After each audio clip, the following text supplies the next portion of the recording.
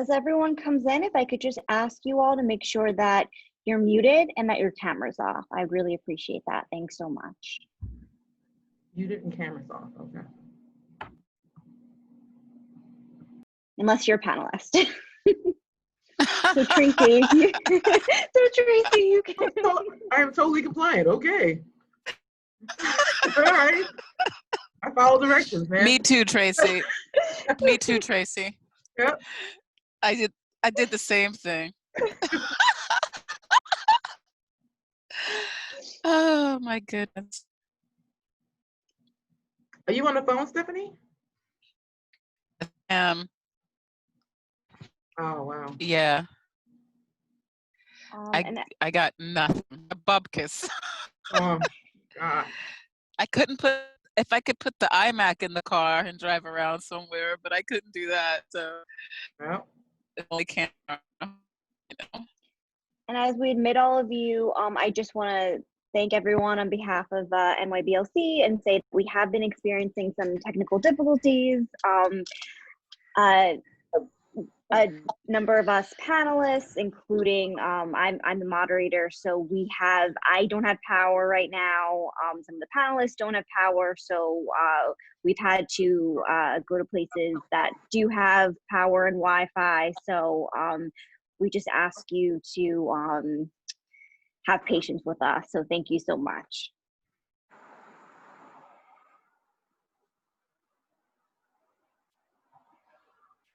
So it's 11:32. We're gonna give it to 11:35 just to keep admitting people.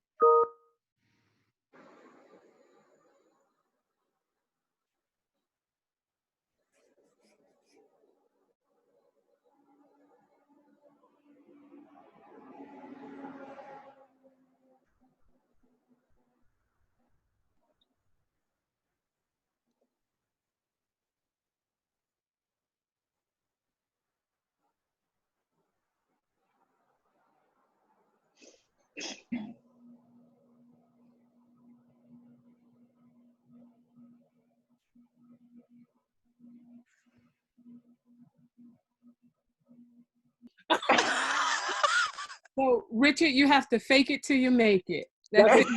You fake it till you make it. And I called Michelle, I called Andrew Jackson, I called everyone I knew in the Black Caucus from New York to BCLA, and they mentored me through it. And then I was sitting in the job for about, after 5 years, I'm like, I must be a librarian. I must be, a director. And so I said to my wife, she said, I want to move. I said, come on, let's go. And we found another job up in Pittsburgh immediately.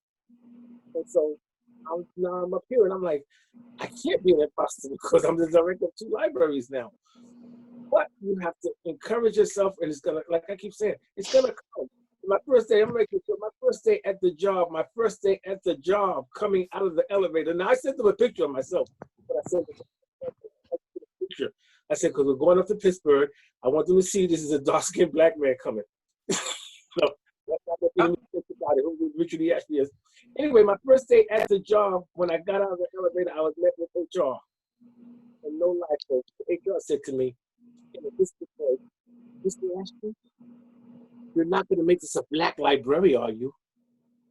And I said, what's a Black library? And she said, hire a lot of Black people. I said, I don't know. Let's see what happens. I lied to you not, people. I stayed late that day in that community because I walked the community. I went to all these. I found 2 of the darkest Black people I could find. I hired them right there on the spot. And she got to work the next day. There were 2 Black librarians. Oh, Richard, you're muted. We lost you, Richard. Oh. Richard, you're muted. That was a good story, too. There you go. It's a great story. I've heard it before. Thank you, G. So, since we've been talking about the other, I want to give you guys a quote from Issa Rae, the star and co-creator of the HBO series Insecure. I'm sure a lot of you have watched it. So people tell you your story doesn't matter, and that sucks. with Insecure, it's just been convincing myself that I'm worthy enough to be able to tell these stories. So she writes in her book, The Misadventures of Awkward Black Girl, girls, new girl, two broke girls, what do they all have in common? The universal gender classification. Girl is white. That is the norm, and that is what is acceptable. Anything else is niche. The universal norm for librarian has been a white woman. Anything else has been considered a deviation from the norm and largely treated as the other. What are your guys' experiences of this? Well, Because we know that historically, librarians they've always been considered a white woman, basically. And if you're not that, you get treated as the other. all the time. I mean, there's a lot of discussion about why, diversity, and we want to diversify, and we want to find, why are there no Hispanic librarians, and we want to, Asian and Black. They don't make it. It's not often made a very comfortable place to be. And then you get there. You cannot be your authentic self because you have to assimilate to get the job. You have to, years ago, about, I hate to say it, almost 20 years ago, I decided to go natural. If people don't know, that means I'm not putting any harsh straightening product into my hair. And so I started to go natural, who being my authentic self, that's the DNA God gave me. People at work would make comments. I like your hair the way it was before. What does that mean to me? I can't be my authentic self in this space. I'm around all white women, and they're, when people say things like that, it makes you feel like you have to assimilate. Go back and, try to, re-whiteify yourself. Try to, take a step back and, come to us the way we want to see you. So yeah, it's this, you're the girl, you're the one. Like I said, it's the isolation that makes you kind of question. It was a big step for me to decide not to assimilate. And I was not going to do that to my hair and to myself. And, the people had no qualms about making comments that, it didn't look as good as it did when I was straightening my hair and I looked like that. And I think that we need to be able to be, if you want diversity, then you have to accept that diversity, and you have to accept that you want people to be authentic, bring their whole self to work, and not have to leave part of you in the car because it's not going to be accepted. So I think that's part of what Issa Rae is saying. It's easy. You're so right. So it's so easy to expect for you to assimilate, right? But change your hair while I go get a tan and look like you. Yeah. You know what I'm saying? We don't like your hair that way. We don't like you being black. But girl, how's my tan? I was on the beach. Come on. I mean, it's double. Your hair. Not until Bo Derek, and for those old enough to remember the movie 10, and Bo Derek had her hair cornrowed, then all of a sudden, it's a great thing to have. Meanwhile, black women are being chastised and talked about because their hair is cornrowed, and then Bo Derek, with less pigmentation than the person with the white paper, does her hair in cornrows, and now it's something, and now she gets a tan. So there's a white woman with a tan and cornrows, and she's accepted. But you go into work, black woman with your natural hair, you have to assimilate. Yeah, exactly. And I was in a ACRL leadership group, and we went off to Kansas City, and we had all these directors, and it was a wonderful experience. And one of the librarians, we were all black librarians, or minority librarians. And one of the women said, well, can I ask you an honest question? If you see a black woman coming with her hair in braids, does that influence you? And she says, honestly, it does. So she was honest about it. Wait, Tracy, I'm confused. Say it again, what you just said. Say it again. We were at a leadership conference. We were being encouraged to be leaders in the library field. We were all people of color. Okay. And we had a bunch of directors from area libraries came to meet with us, and we were there to have honest conversations about, moving up and going from middle management up. And one of the other ladies, I think she was from Wayne State, asked, when she comes to an interview with her hair in braids, does that affect anything? Does that make an impression just because she has braids in her hair? And she said, to be honest, yes. I would, if I were you, I would take the braids out and do something with your hair and something else. So not in 2021. Well, but or 2020, excuse me. So I get you. Not anymore. I mean, look at me. But the thing is that it's out there. It's out there that you have to be. You can't be authentic. You can't be. You can't speak the way you want to speak. I'm not. There's a professional way to speak, but you can't be your authentic self. You have to assimilate. And of course, that makes you have imposter syndrome because you're constantly feeling, well, I'm not like her, so I must not be the right thing. I'm not looking like her and speaking like her, and I haven't gone kayaking and mountain climbing, so I can't contribute to that conversation. So I must not be in the right place. So I want to add something to this conversation where this is taking us. So we're talking about the imposter syndrome, feeling like you don't belong, you didn't achieve. When also I find the imposter syndrome is as like you're trying to and you're an imposter of being Black. I mean, that's very interesting. Go ahead. Mm-hmm. They're questioning your Blackness. And I told you all this before. I had a job. I broke up a fight between two kids, and one kid called another kid a name. Said, "What did he call you?" She said, "He called me a Negro." I was a support staff. I went on to explain to the child that I used to be a Negro. The child said, "Wow, when were you a Negro?" I was a Negro in 1978. I was a Negro in 1979. And in 1970, I became Black. And now I'm African American sometime, and I'm a Black man sometime. The librarian, which was all white library staff, threw me off the floor, said, "You can't tell them that." And I said, "Why can't I tell them about being a Negro? I've been a Negro for 54 years. I've been Black for 54 years. And now I'm an imposter." I can't talk about Blackness, but I'm an imposter. So this imposter syndrome is a double entendre for Black people. Very interesting. Yep. Well, it's funny, Richard, that you said that, because I was thinking, as Tracy was speaking, I was like, I think some people, at least where I work currently and previously, they are predominantly white communities. And I think people sometimes forget. I mean, really, like, not that they have to necessarily remember, you know what I'm saying? But, you talk to me like you talk to me, fine. I'm Stephanie, right? But I think sometimes people forget, who I am, Mm-hmm. all of it, not just this piece of me or that piece of me, and then people get comfortable with you, right? So they feel safe, right? And they trust you, and they forget. And so sometimes they may be inappropriate and need to be checked.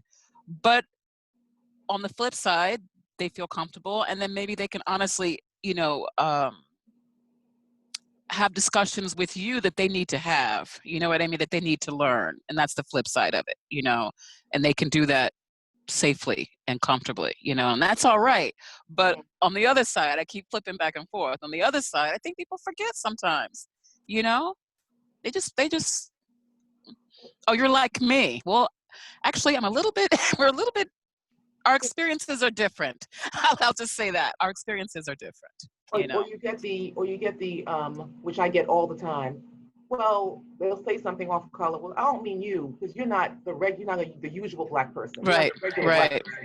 And I'm like, I am very much the regular Black person, and the person that you see on the news getting arrested is not very much the regular Black person. So you get this that, like, I'm so extraordinary that I'm like, no, this is who we are. And when you're constantly bombarded with that kind of behavior, even though they mean well, it's another way of showing you that you are not part of this library community. You are the other, and it's just, it's a hard bag to carry sometimes, And I try to be the kind of person anybody can speak to, but that's a hard bag to carry. Cases in New York State, and it came down to about roughly 1,000. I can't hear you. Someone needs to be muted. Can everyone who's not a panelist please mute themselves? Thank you so much. Right. Positivity rate Wow, I don't know. got down there, it has stayed. I think it's somebody by the name of Sharon something. And Curto. Michelle, Mute herself. the Sharon rule would Curto, be- Yes. Oh, wait. Okay. please mute. Oh, hi Tracy. How are you? Good. Could you mute? Oh, there you go. Okay. You know, I always my entire life as a child, growing up, my own family, I was always told, "Oh, you sound white." Oh, you know, and it always frustrated me, even as a teenager, because I know I learned in school how to put together a proper sentence as it should be, and I wasn't necessarily one of the ones who used slang. I've never really been a cursor anyway. Now, don't get me wrong, if I have to, I can pull it out, but I'm not really, and I am offended when people think that they can talk to me anyway, because it's just not me. But it sometimes become a struggle and you try to figure out, like, when did imposter syndrome start for you? I think it's something along the lines that Tracy said, that I don't necessarily know whether or not I have imposter syndrome in the sense that I don't feel that I belong. My imposter syndrome is more aligned to, I take on these big tasks that I don't have the experience. So I'm gonna go back to Richard, where I say I'm gonna fake it till I make it. Now, I've been asked to take on many different roles, and I've turned them down, and I turned them down because I wasn't ready. But in the same instance, I'm saying, you guys better watch out because I'm almost ready. And when I come, I'm coming hard, fast, and strong. And so it just makes you wonder, like, when do you get into this space where you feel that you don't belong, or you feel that, you know, everything you do is being questioned, and you know, I mean, we've always been taught we have to work, you know, twice as hard, Bigger, stronger, faster. half as far. And I find that that's what I do at work. I want to go back to work because I'm working too much from home. My 35-hour work week is probably now closer to 50 hours. But that's my fault and I need to control that. But again, you know, just trying to decide at what point does imposter syndrome start and make you feel that, you know, you're a little bit, you know, not up to the job. But do you feel like that people of color aren't encouraged to take on those bigger roles? Because I feel like there's this idea that white people, especially white men, fail up, and that people of color, that, like, I feel like sometimes as a person of color, like, you can't even screw up once. Like, you have to, like what you were saying, like, you have to work, you know, 10 times as hard. And that if you're a white person, like I said, you can screw up I don't know how many times and you're still going to succeed. Right. So I feel like that also ties into imposter syndrome. So so there's two ways to do things. Coming from my background, so I have people say to me, you know, they want to make me the manager. They want to make me the manager of the local branch. I'm not ready. I say, take it. Call people. Get some jobs you can't take because it's so technical. You're gonna fail. But some jobs you can't say, I'm gonna take that job and I'm gonna do it and I'm gonna network and I'm gonna get it done. Because I tell you something, and all you know this is true. A lot of times we have the white librarians, we have the black support staff, and that black support staff is the ones that's making that library run. You know, and take it, you know, take it. If it's a position that's not too technical and learn on the job, take it. But we have identified what the syndrome is. Can we identify how to combat the syndrome? How to reverse the syndrome? How to deal with the syndrome as we go through life? Well, Richard, I'd like to try to answer that from my perspective. I've always said I am very, very confident. I mean, even though 9 out of 10 times I'm the only Black person sitting at that table, it doesn't hold me back from anything I need to say. I actually get to choose. Like yesterday, I'm directing this to Stephanie. At the NILA Council meeting, they want to come up with some type of diversity initiatives. And I deliberately did not say that I was going to participate because it's sort of like, it's not my problem. It's your problem.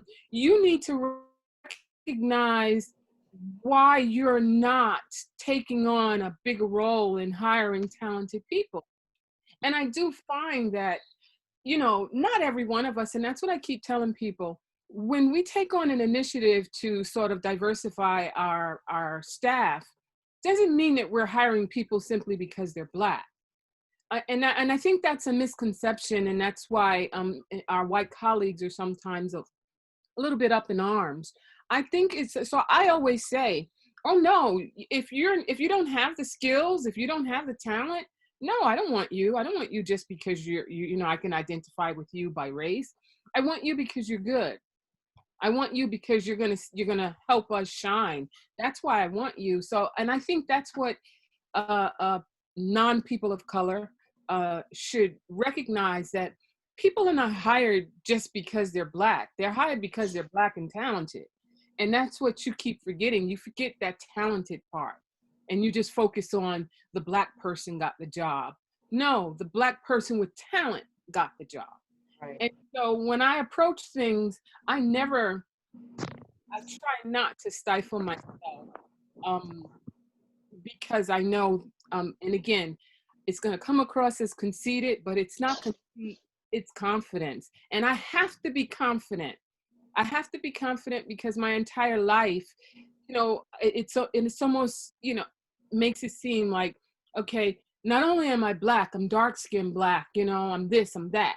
No, I am phenomenally Black, period. And if you don't like it, that would be your problem, because I think anyone who really knows me, they are, you know, they love me. And that's because I'm real and true and honest. And I want nothing more. I don't care what color you are. If you need my help, I'm here. That's it. So, and I like to say, need enough of that. We need more. You are absolutely right, my sister.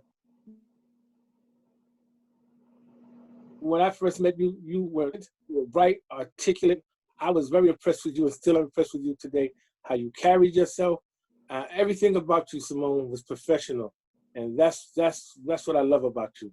From the moment I met you, you've always been the same. You know, Here in the Senate. no, you're saying these things, and you know, we are. You have to be very confident, but even with that confidence, I have gone through life. I've gotten positions. I've moved around the country, things like that. But even within that confidence, after being director several times and going through New York Public and doing all these wonderful things and starting, you know, wonderful programs, you know, I was hired, and someone told me that I got hired because I was Black. Because I was Black, they wanted to meet a quota. And this whole idea of token and quotas and all that kind of stuff, you know, it feeds right into the hands of racists. You know, oh, we're going to hire, we need more diversity. So what are all the white people saying? Oh, that means they're going to hire a bunch of people who don't deserve the job, you know, and all this kind of stuff. And that's not what it means. That's not what it means. And not only that, let's say you did mean that. Let's say we just took some random Black people and put them in a job. I see plenty of people just random off the street, right? Let's just say just for a moment, right? So how many times have you been at a job and you've seen random white people not doing their job, and nobody says anything? They let it pass. And that's one thing that we don't have. Nobody, if I took a random Black person and put them at my desk and they didn't do their job, they'd be out of here before the day is out. Yes. But when a white person does it, they say, oh, don't worry about it. we are not given the grace. We are not giving the pass. We are not giving the love to say this person made a mistake or give this person a chance. They'll get it. You don't get that. You have to come out from the start, making sure you cover your back, making sure you do everything you can, because we don't get the grace at work that we should get, that other people get, people who are the majority get. And that's something that is not talked about either. I mean, even if you get a chance, somebody gives you a chance, they say, okay, we're going to give you this library. But then the first time you do something like, oh, we made a mistake, but the librarian before that blew, did all kinds of things, stole money, they stayed for years. So this kind of stuff that, that you have to really think about. I mean, really, we all see people that aren't doing their job. We all see people who aren't up to snuff. And, nobody's trying to get rid of them. Nobody's, looking behind them.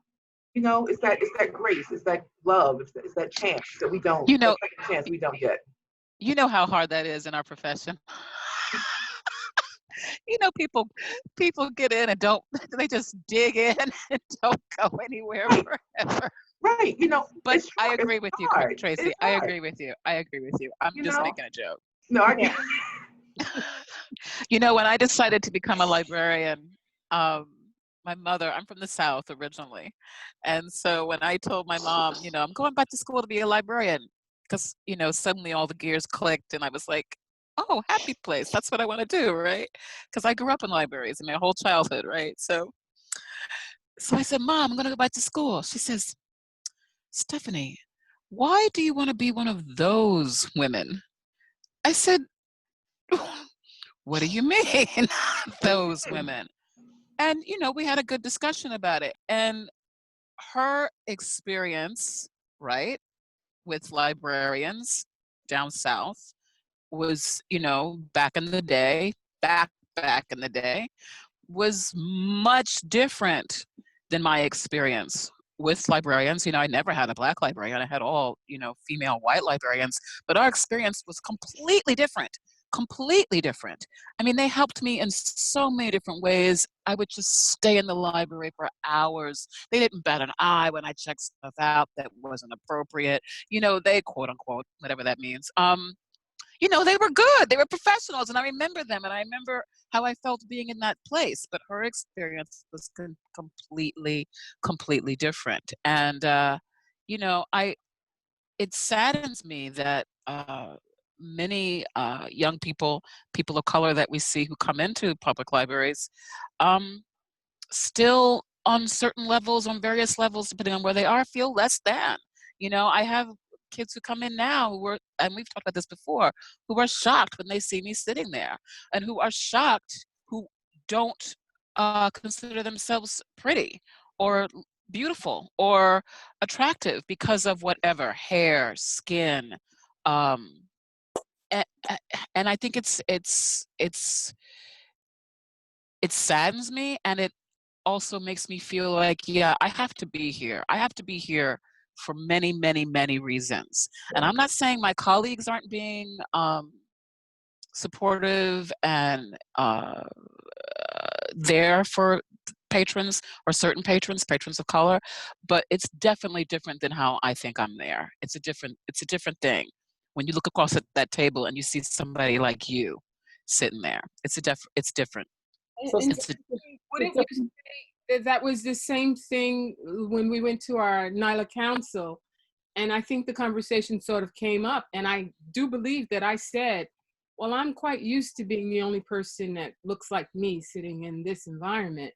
And there is a big issue, and we need to recognize why. And I congratulate you on your win on the seat. Thank you. But it's like, why do we have to constantly be told that this is the first time I'm seeing a Black librarian. A few years ago at American Library Association conference in New Orleans, there were three Black librarians just touring, and we went into it was a culinary school, and of course we got a tour of the library. And the girl said, like, you're librarians? Never seen a Black librarian. Still. It's really sad. it's just definitely sad that we need to do more. And again, have our white peers and colleagues recognize that it's a diversity hire by title, but it's based on qualifications, not based on skin color. So what about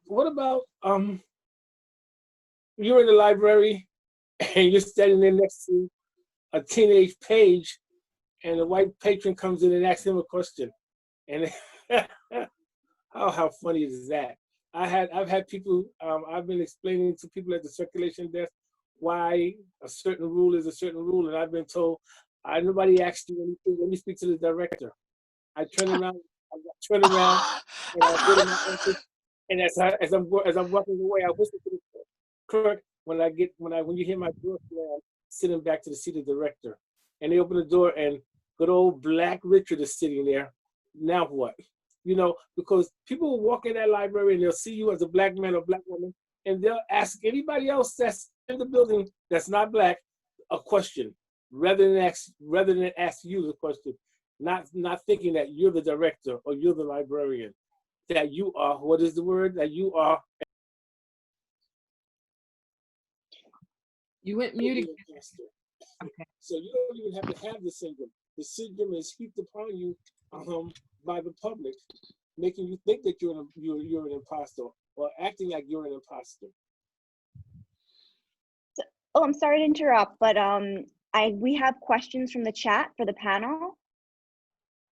Oh, Tracy, did you want to say something? I'm sorry, but you're muted. Okay. So the first question is, the discrimination against support staff I've seen is based on the fact that they don't have an MLIS. Some of my support staff didn't have a BS. What does the panel think about support for support staff to gain financing for their undergraduate degree and an MLIS? And I also want to say that NYBLC does offer a scholarship. Right. NYBLC has the Andrew Jackson Scholarship for support staff.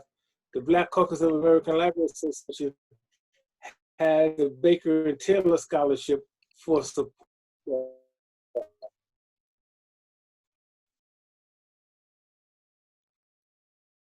Right. I need more diversity and inclusion and all this kind of stuff. And I'm saying, go out to the front staff, go out there, go to the circulation desk and start talking about schools, start talking about helping these young Black and white people who've been checking out books and just help them. They're right there. You don't have to go that far. You know, you have to, like, it's being intentional. My friend Tamara says, you have to be intentional about trying to make changes. It's not just like there's a job available. Go to the hairdressers. You know, go places where you're going to find diverse people and recruit them. And I think that you can go to the front desk. Go down to technical services. There's probably been some Black guy sitting down there for 20 years. Nobody's ever said MLS. You know, I remember when I was at Columbia, Trevor Dawes, he wasn't even a librarian. He graduated from Columbia and he was working in the library. And every time I went to a meeting, because with the administrator, there was Trevor. There's Trevor. There's Trevor. I said, why are you at every meeting? He says, because I'm getting things done. And I said, well, you need to stop being at the meetings and go get your library degree. Now he's the university librarian in Delaware.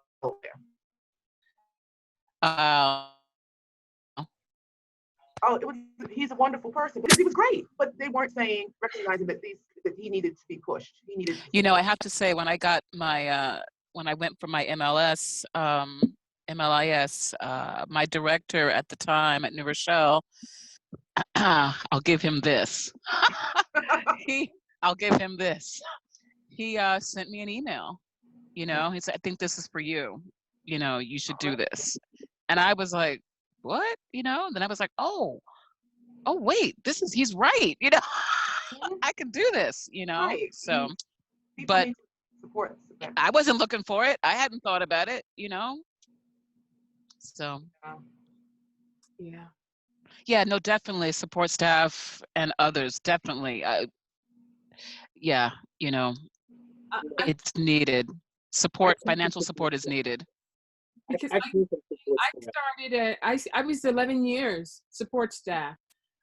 So I do call it, one of these days I'm going to get the paper written. I just don't have the time right now. But I call it the us versus them syndrome. where it's always just some tension between the support staff and then the librarians, and especially support staff of color. It's just sometimes just a little more difficult, but I wasn't that person that sat around. Tracy, as you mentioned about Trevor, I was always volunteering when they needed a support staff member to sit on a committee. It was me. When they needed, when they had a position for support staff to go to a conference, I was the one that was volunteering. So I got a lot of opportunities. So I got a little bit of a taste of what the position was, and I ran with it. Not enough of us want to do it. Right. I started out as a security guard in the library. Wow. Really? Yes. And then 2 years later, I was promoted to the custodian. Oh, Richard, you're killing me. I know. And I was promoted to the custodian, and then they put me in the children's section and the reference section behind the desk. Acquisitions. I did everything in the library for 15 years until the day that I told the kid that I was African American, and they threw me off the floor. And I went to the back and I told one of the trustees I was Black what happened, and she told me to get out of her office, that I had been a support staff for 15 years. I hadn't done anything with my life but complain about the white librarians, and that if I wanted to do anything, go back to school. Otherwise, don't say anything else to her. Apparently, she told someone in the community, and the next morning, Shiloh Baptist Church came and gave me $100 seed money, and the CDC, Community Development Corporation, gave me a $100 check. They said, this is not going to get you through school, but this is to let you know that we believe in you. We believe you can become a librarian, and this is just seed money. And the rest, as they say, is history. Yep. You can do it. You can do it. I mean, I came to the New York Public, and so Yes, many years ago that I don't want to say, but New York Public used to pay 75%. So I don't know what they pay now, but that's a good way of finding a job that will support your education. Yeah, my previous position covered my administration certification. They did that, and they did that after my first day on the job. Someone came in and I asked if they needed any help, and they were like, no, that's okay. And they promptly went upstairs and gave them a nice fat check for a donation and said, thank you for making the children's room nice again. Wow. And then which I was like, what? And my boss came downstairs and she was like, look what we got. And then she said, I think you should consider, doing more of this, in another way. Yeah. So there's a question I see in the chat about support staff tension. Yeah. Do you think the tension between support staff and librarians is due to imposter syndrome in the MLIF librarians, especially when the support staff is really good? Yes. Oh, Simone, you're muted. I saw that question as well, and I have to say that the support staff, they were so supportive of me. It was as if like we were doing this, we were accomplishing this, we were getting over and pushing forward.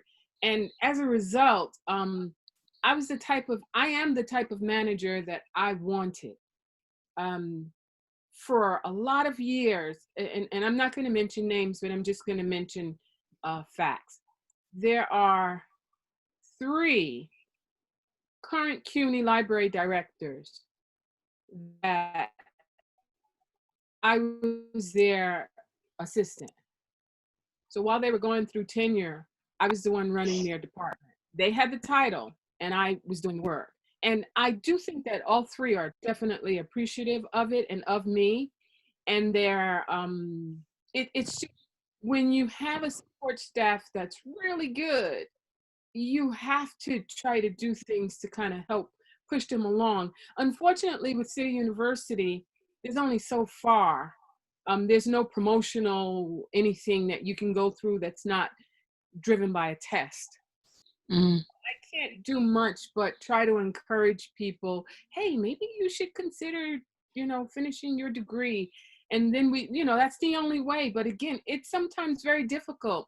We all know how hard it is. And I was an adult when I took classes. So to have a family and children and work full time, it really is difficult. In CUNY, it's easier financially but you have to first get through that bachelor's degree before you even get into the MLS program. So I think that's the downer, but there's so many talented support staff that it's a shame that we don't try to do more. But I do know that a few associations are beginning to look at uh, the lack of diversity due to the restrictions or the requirements in degrees, and they're trying to professionalize support staff roles. And I really do hope that through, because I think that's what's needed.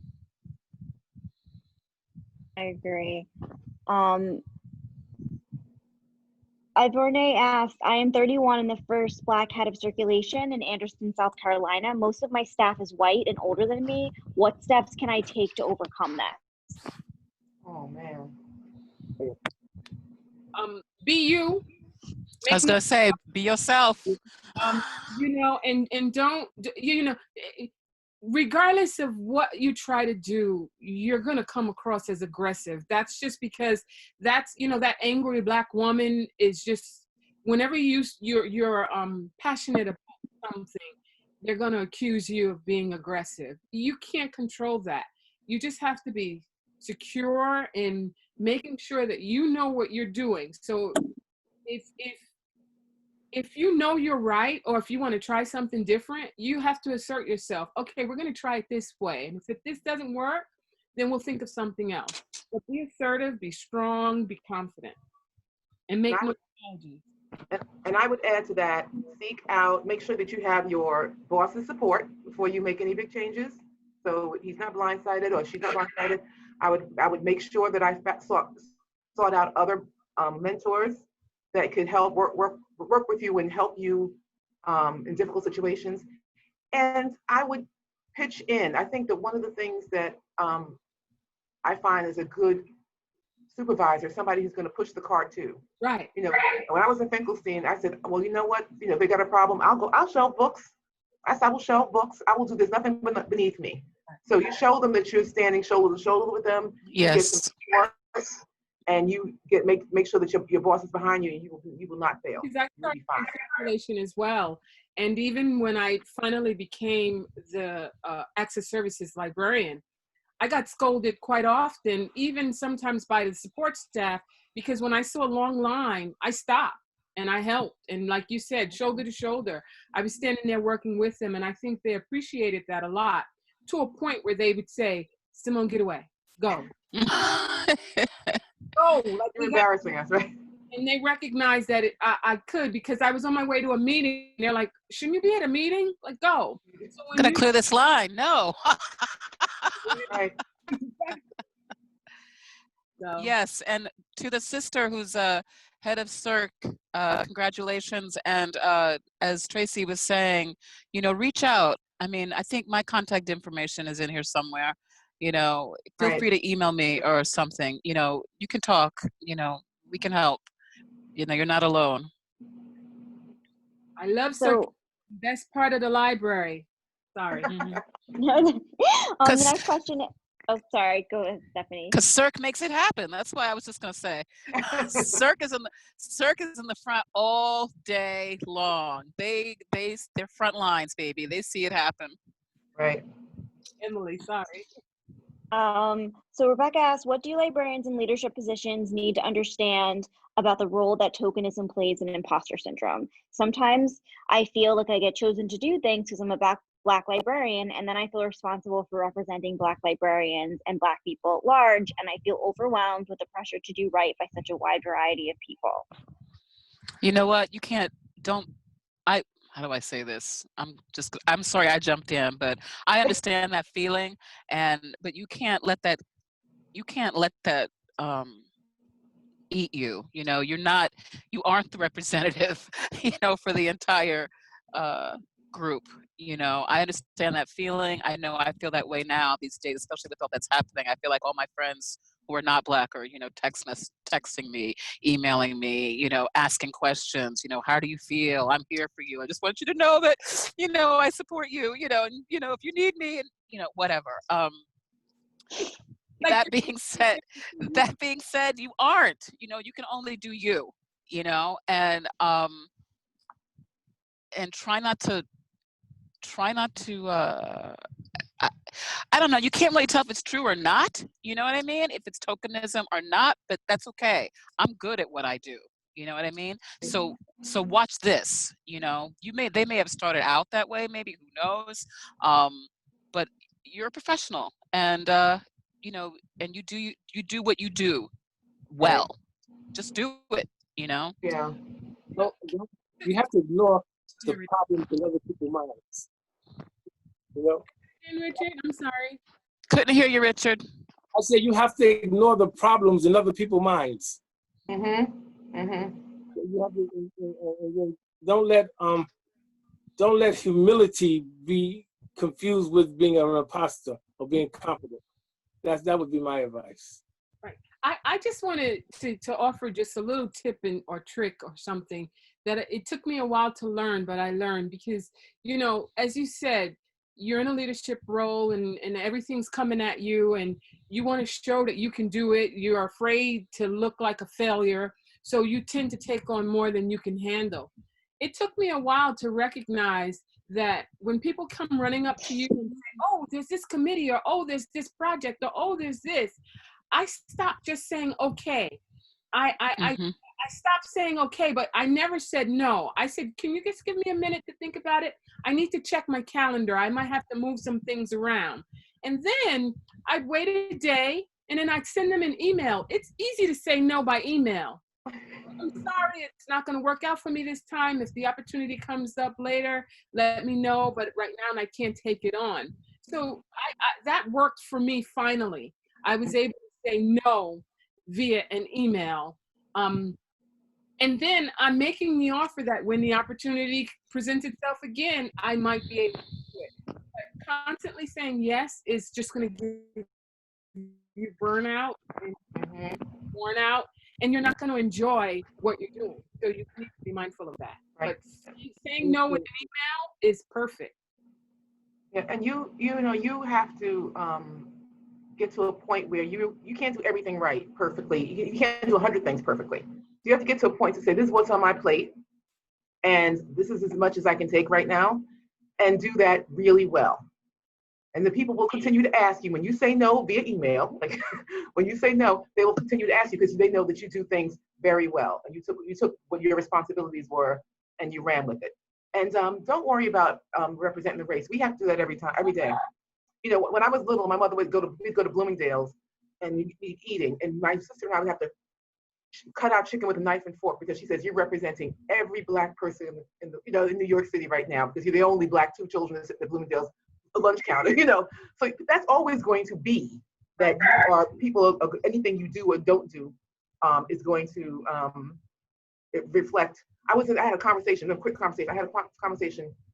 I came in with one of my colleagues, and I don't know what Al Sharpton had said, but he had said something that had pissed off a whole bunch of white people. So I come into the library, and they said, "You hear what Al Sharpton said? And this is that, and this is that, and that's why white people don't respect what Black people. And that's why, and that's why we're never going to do this." And it's this rant. And I looked, and I said, "Oh, okay." I said, "You think that Black people are still waiting for your approval?" I said, "You think Black people care what white people think? We're sitting here waiting, hat in hand at the back door in 1940, waiting for approval." I said, "You're going to be mad at a whole race because something Al Sharpton said?" Yeah. So, you can't, people always want to do that. They're always going to pull you into every, oh, this person did that, so therefore. Listen, you are who you are.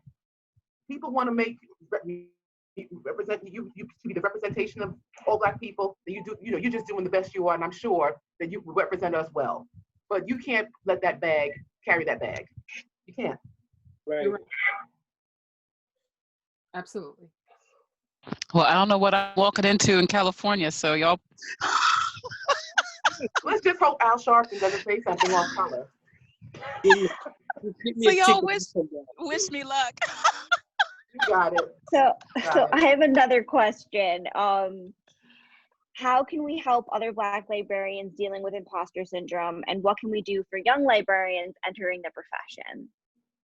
I honestly think when it comes, so maybe that's a two-part question or it's the same response. I think it'll start with mentoring.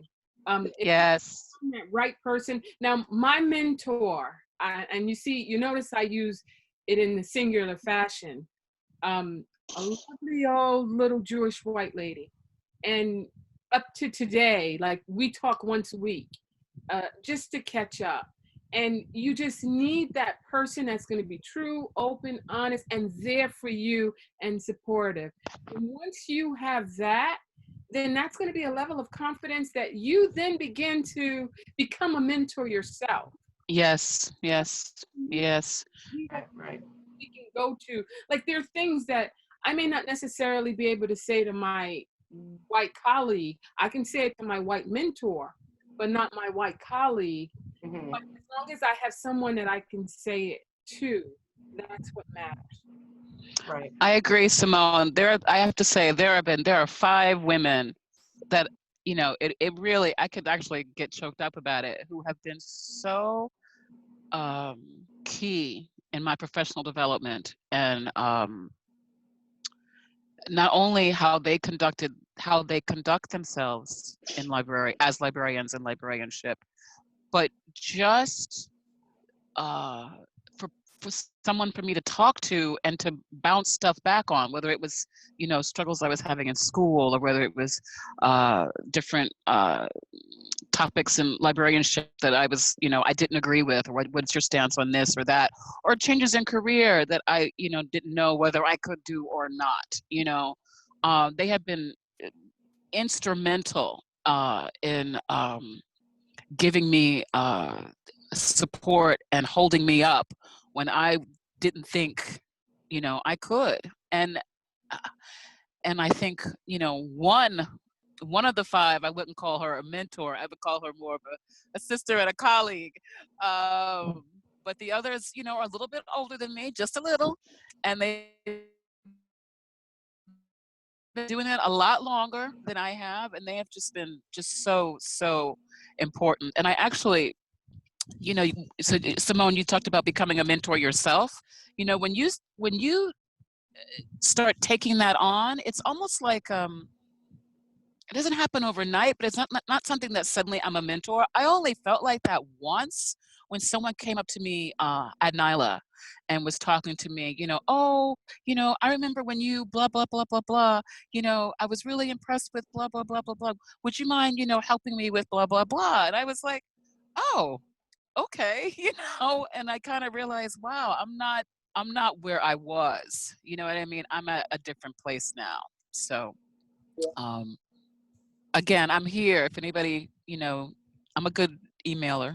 I like to. Also, I have a lot of members of the Black Caucus in New York and UCLA that I mentioned, and I always tell new librarians to join library associations, especially ethnic library associations. There you'll find a mentor, you'll find a friend, you'll find webinars such as this, you'll find workshops, and if you don't even have a mentor, this type of workshop, this type of gathering, this conversation, this camaraderie is going to help you and help you along. But really, like Simone and everyone said, get yourself a mentor. They're not going to find you always. You have to find them. And that you need an elevator speech, just like you need an elevator speech, and let the mentor know that you know something about them, that you follow their career, you know something about them, and there's something about them that you want to emulate. And I know my ego is big. Somebody tell me that, sure, you're my mentor. Here's $5 for a calling card. Call me. And another thing, I pay students, and I pay their membership to BCLA or any other organization that they would like to join. And a lot of times, students, support staff don't have the. So I spend a lot of money on support staff and students and just encouraging them. Got to pay forward. Yeah, absolutely. And I think I know that I've officially been, as a tenured faculty member now, I am a mentor, an official mentor. And again, it's just about being dedicated. And I have someone, she's always constantly, hi mentor, how's my, and it's like just being there for them, telling them what they need to hear, even when they don't want to hear it. It's a relationship that will go a long way if you're the right fit. And recognizing that if you're not the right fit, then you move on to someone else. Thanks, but no thanks. You don't someone just because. So someone in the chat asked, like, how do we find genuine mentors? And I actually just want to say that, my supervisor at work, and she's a white woman, and she's probably one of the kindest mentors that I have, and she's the one who suggested actually that I join NYBL, like I join committees like NYBLC, and then when I submitted a proposal to NYLA about a coalition for library workers of color that I started, that's how I found Sandra Michelle, who is also an amazing mentor and who suggested that I run for president of NYBLC. So I feel like, you can find genuine mentors and people who will really help you become the person and librarian that you're supposed to be. So you can find people, but you just have to seek these organizations out, because you will find mentors through these organizations. It's amazing. I just had a thought thinking about our conversation that we're having today. I was thinking about a woman I met a couple of years ago who is a Native American woman, and she's a librarian on, I don't know what you call it. I hate to say the word reservation because it sounds so ancient, but at her home. I mean, that's where she lives, right? And I'm just sitting here thinking about this discussion, what we're having. I wish she was here, because I know she feels isolated. I know she feels alone. I know when she came to New York for the meeting we had, it was the first time she had been out of where she lives ever.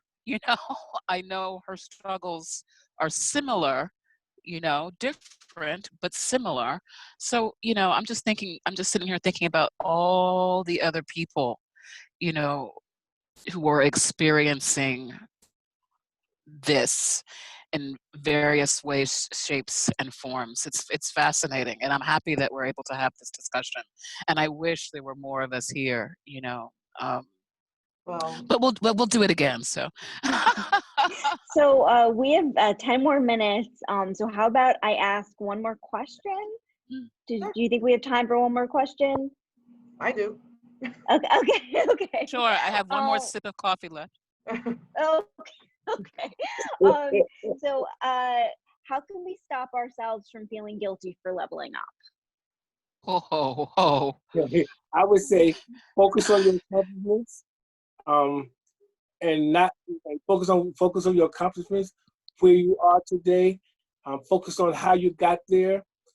Don't give in to the naysayers or the hopelessness that you sometimes have.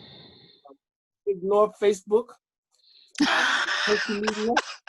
People get on Facebook, have never done a thing in their lives, and they talk about how great a librarian they are and all the wonderful things they did. Please, spare me. Anybody can go on Facebook and look like a world beater. So don't compare yourself to other people on Facebook and what they're doing. Don't do it. You will feel bad every time if you start reading Facebook pages and things people put up about how great they're doing at their jobs. Just worry about yourself. Don't worry about other people. And finally, like I said before, don't confuse humility with being an imposter, and learn to take criticism. Oh, definitely. Take criticism and say thank you for the insight, and keep it moving. That would be my answer. My biggest issue is I don't promote myself enough. Like, I'm always surprised. Like, when I read something about myself, I'm always surprised, like, that doesn't sound like me, until I look at what they're saying and recognize that, yes, I did do this stuff. But it's one of those things where you just have to be comfortable with being who you are in your skin. And once you embrace that, then everything else it falls into place, you know. Just embrace you. I'm going to be the best me that I can be. And that's it. I can't be anybody else. You know, everybody Amen. jobs are taken. They're filled up by them. So I'm gonna live this life, and I'm gonna live my best life. And especially when I after I turned 50, I took on I'm just like phenomenal. And as I'm approaching 55, it's even more. It's just like, again, live your best life. Wait till you get to 66. Yeah. There we go. So, you know, you just have to embrace you and be you. That's the truth, Simone. That's all I can do. That's all I can do. I can only do me, you know, fully to the best of my ability, you know. And you have to understand that, you know, we are who we are. White, black, beige, whatever. We are who we are. And people are always going to look and try to find a way to bolster themselves up. Like we're bolstering ourselves up. So, you know, if you're feeling like you've got imposter syndrome, take a check and say, do I have all the education? Is there something I should be doing? Is there something I could be adding? Is there a class I could be taking to make sure? So when you check yourself the next time you feel that, what Stephanie said, that gray thing wiggling in the back trying to make you feel like you're gonna, you can say, stop that. I got my degree. I did this. I did that. I took that extra class. I am prepared. Nobody's here to tell me that I shouldn't be sitting here. There's no way. It's true. I know, you know, Tracy, sometimes I think when that little whatever starts, whatever, you know, talking to you, I know for me, I just got to keep bulldozing forward. You know what I mean? I just got to keep going. You're right to check. I acknowledge it. I say, okay, you know, and I do that. I'm like, okay, you got this, you did that. All right, you're okay, you okay. And just keep going. You know, just keep going because eventually it just, I'm good at what I do. You know what I mean? So I know what I'm doing. So I'm doing it, you know, and that's it, you know. So even though it might just be an inkling or whatever, a niggling, I just keep going. And usually it works out. But it's important, right? Relationships matter. So it's important to have the discussions, to have those people you can connect with. When you guys, I'm sorry. Go ahead. No, I'm good. Mm-hmm. When you guys are talking about mentors, I'm sorry, Richard. I pray a lot. I pray. I believe worry about nothing and pray about everything. And it'll all work out. Can't do nothing without prayer. Can't do anything without prayer. And I pray a lot. Well, I just wanted to say one last thing because we have like 5 minutes. But when you guys are talking about mentors, I was thinking, did I have mentors? Like, I don't even remember. I'm just like, I know somebody must have been out there. And now I can remember back that I joined the Black Librarian, Medical Library Association had a Black section. And it wasn't one mentor. It was all those slightly older medical librarians, which if you think there's a small amount of librarians, try to find Black medical librarians, okay? So they were like, I don't know, 15 of us. And they were, even now, and I see them, those are my mentors. Those are the people that said, you can do this. I'm in Selma. You can do, if I can do this in Selma, you can do this in New York. Or I'm at, down in, this very poor or very neglected area, and they're being medical librarians. They're at the vet school at Fisk, and they're doing these wonderful things. And so you can always find. I couldn't put my name on who was my mentor, and it was that group of people who had come before me, and were making it. It was surviving in some really tough times. So just having them there and seeing their survival and seeing they were still there made me feel like that that anything was possible. And I'm sure all of you librarians out there, young librarians, you will find somebody, like Stephanie said, I'm here, I'm happy to help anybody, but you seek out people, and not just Black people, just good people, just good people who have good people who have your mental health and your success at heart, and you will shine. You will be fine. Thank you so much. I want to just jump in really quick since we are almost at 1 o'clock and I want to be respectful. Emily just sent me a message. She actually just got kicked out. I know that she doesn't have power at home, so she was trying to be in a space that she could connect. And I want to just say thank you so much to everyone who joined us today. I know that we've had some technical difficulties because of the power and Wi-Fi, so thank you for holding on from your cars, wherever you are. We appreciate it.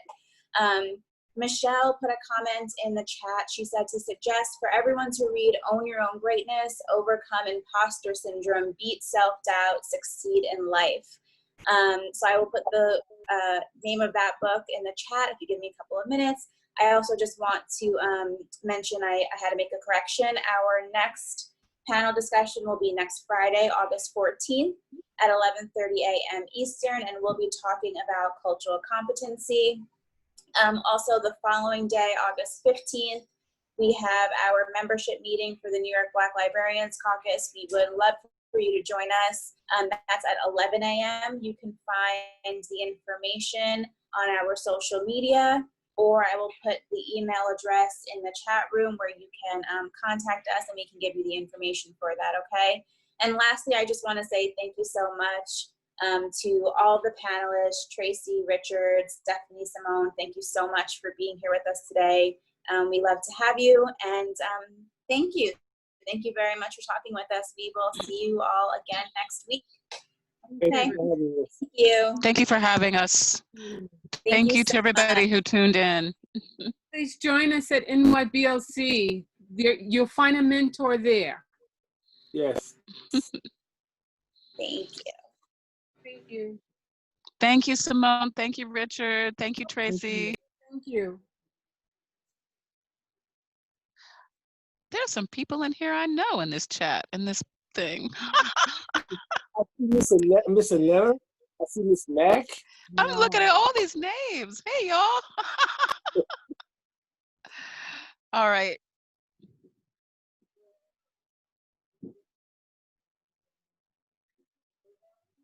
I had a ball. You ladies are so intelligent and so much fun. I see you, Laura. Thanks, Richard. You take care. Okay, I will be attending the meeting next Friday, the 15th. I'm coming home back to my Black Caucus in New York. I miss everybody. So all right. I will be an active member. Now, you know, even though you're going to California, you can still be a member of the NYBLC. That's what I'm wondering. All right. Yeah, and we have the California has a Black Caucus also. Oh yeah, okay. And you can join BCALA. You can join everything. You can be making that kind of money now. You can join all the groups. Oh, Richard, you too funny. Stephanie, Richard, Tracy, everyone. This is Michelle Eccles. I know it's you. I know that voice. Oh, you know that voice? Okay, I put my camera on. I just want to tell my team, my colleagues, guys, you were phenomenal. This was great. It was a great panel. It's such a great panel. Inspiring, motivating, uplifting, and yes, NYBLC rocks. Yes. Yes. I like the fact that everybody gave everybody a chance to speak. Nobody was like just Talking over anyone. That was Right. great. like, going on and on and on and on and on. Because you know how I can get, Simone. Richard. I used to have a signal for Richard when he was president, and he was going. I'd start tapping on my. And that was his signal to cut it. Like, okay. Richard has to preach. You know, he